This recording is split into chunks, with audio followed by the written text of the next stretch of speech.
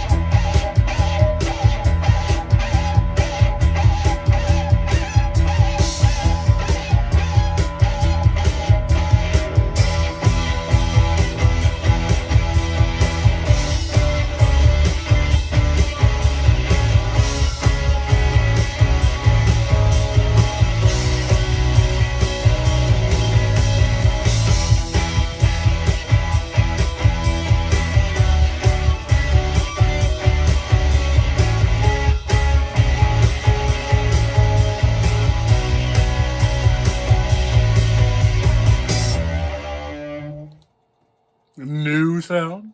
Wilco can. Wow, yeah. Slash and burn on that lead guitar there. Jeff giving it a go as a first timer and just knocking it out of the park. Yeah, 2004, A Ghost is Born is the name of the album.